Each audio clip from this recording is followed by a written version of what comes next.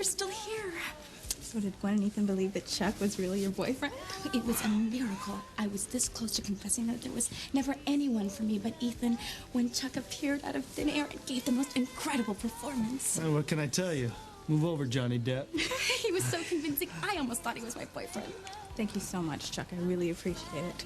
I know it's kind of a weird thing for me to ask. Anything for my favorite doubles partner, Whitney. Besides, I can think of a lot tougher jobs than playing Romeo to her Juliet. If you ever get this guy Ethan out of your system, let me know. Don't I wish. I wouldn't count on it, Chuck. She's ridiculously obsessed. I am not obsessed, Whitney. I am in love. Besides, I can't get Ethan out of my system because he only realizes that I'm telling the truth all along. What about Gwen? She's the one we need to convince. I'm not sure she bought it, but if Ethan did, what can she do? I'm home free.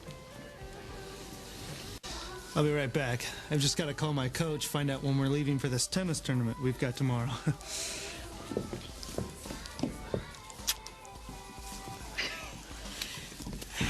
I just wish Chuck could have shown up 5 minutes earlier.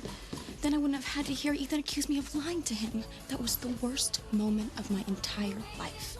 How can you have the nerve to complain when you just escaped certain death? Yes, you're right, you're right. Fate has handed me the most wonderful opportunity of my life. Fate? It was me. Once again. I mean, come on. Oh, and I can't thank you enough. And now that I've got Chuck to drool all over me, I can make Ethan jealous. Theresa. And it shouldn't take any time at all before Gwen uses it. Then Ethan will see her for the possessive shrew she really is.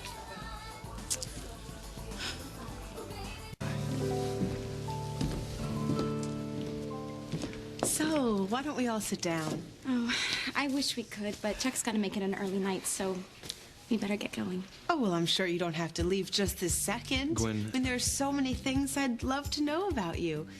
Like, where'd you two meet? Lighthouse Park.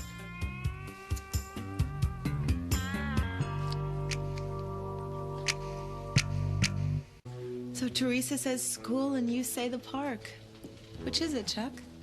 Both. Well, you see, I first noticed Chuck at school. He was a couple grades ahead of me, so he didn't even know I existed. But the first time Chuck noticed me was at the park. There, you see? Well, you two are getting acquainted. I just tell Theresa something. Oh, but... We'll be right back. I wanted to say thank you. For what? Well, for getting Chuck to show up so Gwen could meet him. Oh, I'm just glad he could make it. I'm not surprised. I'm sure you're pretty tired of Gwen accusing you of not having a boyfriend.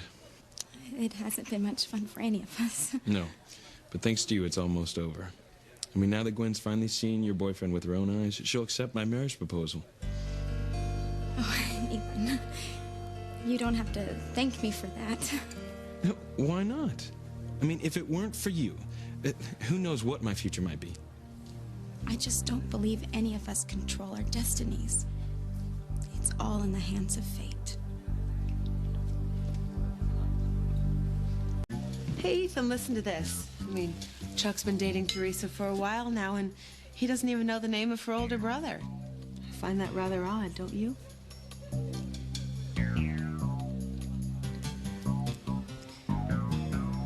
Could you possibly be Theresa's boyfriend and not know the name of her older brother? Well, you see, the reason Chuck doesn't know my brother's name is because Luis is very strict with me. He would go crazy if he found out I was dating anyone seriously. So I've never introduced them. You know that's true, Gwen. I mean, that's why Theresa's never told her brother that she works for my mother. And I would appreciate if you wouldn't blow the whistle on me and tell him yourself. You have our word. Thank you, Ethan. Yeah, if that's all, Gwen. I could swear I know you from somewhere. I don't think so. I'd remember. Maybe it was on television. You wouldn't happen to be an actor, would you? Hardly. Then what do you do for a living? Unless Theresa pays you to pose as her boyfriend.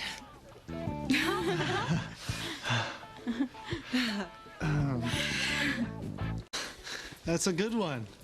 As if Theresa would have to pay any guy to go out with her. Well, of course, it was a joke. Not a really funny one either, Gwen. The truth is, I don't have a paying job. I've been very fortunate in that my family's done quite well. Don't tell me you live off a substantial trust fund. Actually, I do. My great-grandfather invented the paperclip.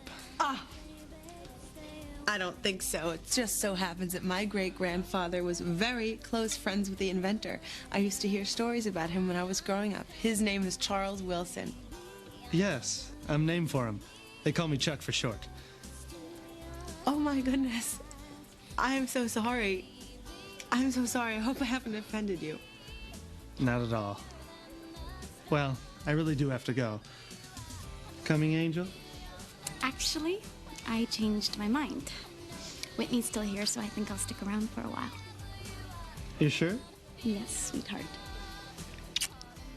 Well, Gwen and I are heading out ourselves. It was nice meeting you, Chuck. Pleasure's all mine. Good night, Gwen. Night, Chuck. Good night.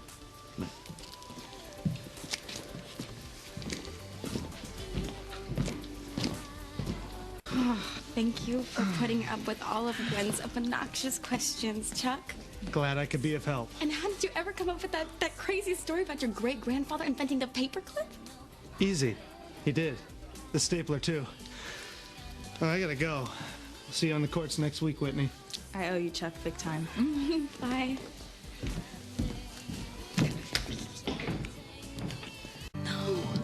What is it? Ethan and Gwen, he's kissing her.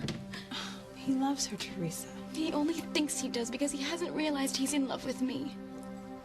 She may have him now, but I'm gonna have him forever.